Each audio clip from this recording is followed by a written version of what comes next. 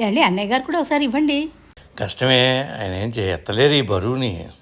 నేనే ఎంత కష్టపడుతున్నాను చూడు ఇక్కడ.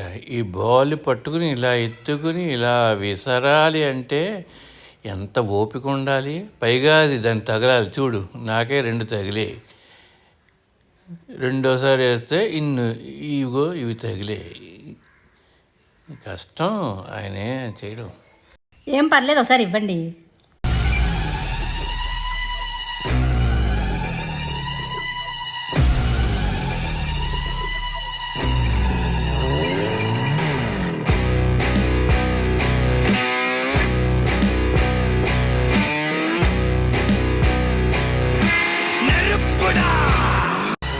కబాలిడా